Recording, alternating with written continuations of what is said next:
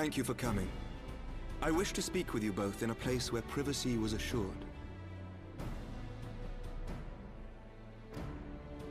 We quite understand. What was it that you wished to discuss?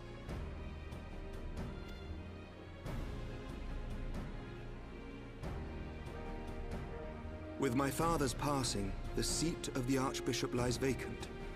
And so, in accordance with canon law, I have assumed his responsibilities.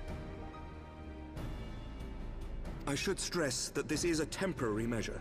It was never intended that the Lord Commander of the Temple Knights serve in this capacity indefinitely. Quite the opposite. The statutes specify that I should surrender my powers as soon as a conclave of the senior clergy and the high houses have named a new archbishop. But in light of recent events, that would not seem appropriate.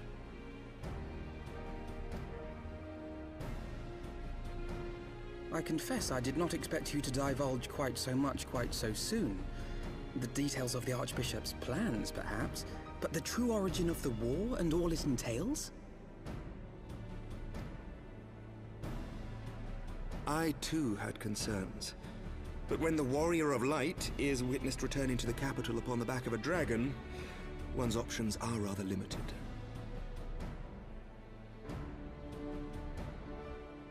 Mayhap I could have concealed certain details, but for how long? And at what risk? Should the truth have come to light in the meantime, how would the people have viewed my silence? After 1,000 years of lies and secrecy, I could not well abuse their trust and hope to be believed. The time for deception has passed.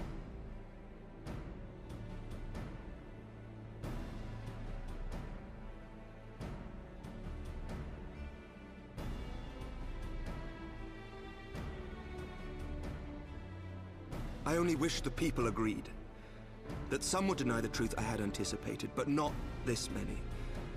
And among the few who acknowledged that my father had to be stopped, no small number questioned our methods.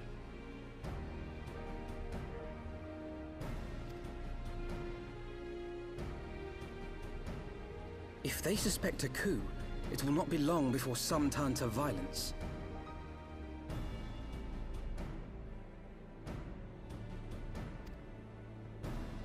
It has already begun, and that on both sides.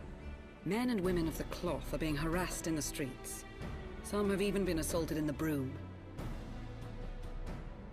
Hilda and her people have formed a watch to help us maintain order. But such measures will not prevent the unrest from spreading. For all our talk of peace, the people remain frightened and confused.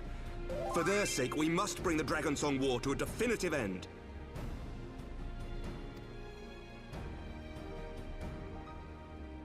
And we should be glad to help you, Sir Emmerich. But what precisely would you have us do?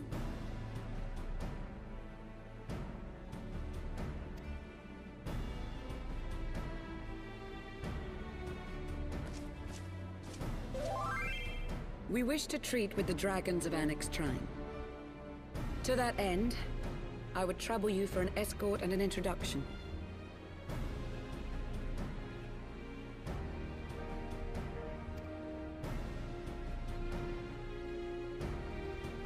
Annex Shrine? You would speak with Vidofnir then?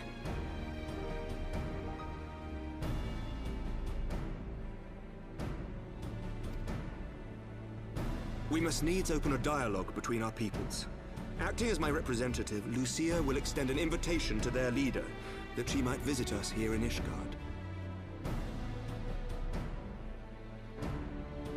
Were she still with us, I would of course have beseeched Isel's assistance in this matter. But as she is not, I must ask that you aid us in her stead. Will you do us this favor?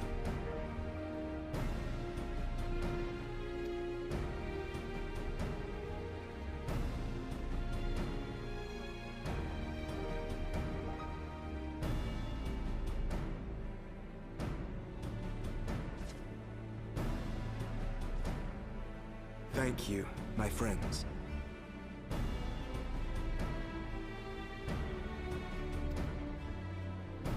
Lucia, I leave the rest to you.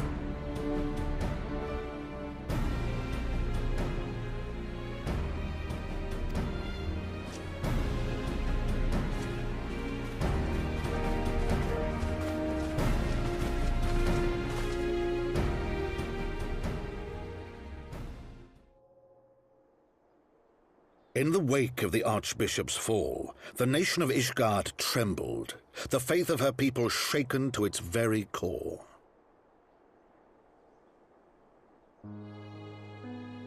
For 1,000 years had they fought and died, certain of the justice of their cause, only to be told that their holy war was born of the sins of their forefathers.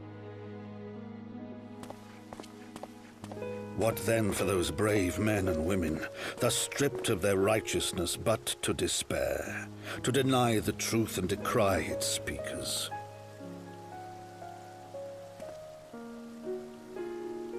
And what then for those whom they defamed but to hope on, to have faith in a brighter tomorrow?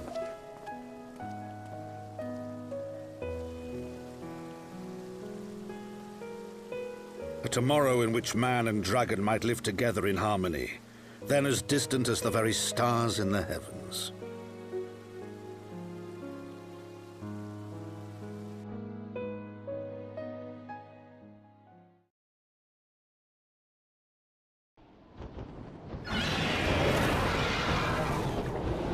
Yet while we dared to hope, deep within his lair the enemy lay, gathering his strength. Nidhogg, now possessed of his 2 eyes and the body of the Azure Dragoon, prizes to which he had laid claim at the very hour of the hero's triumph.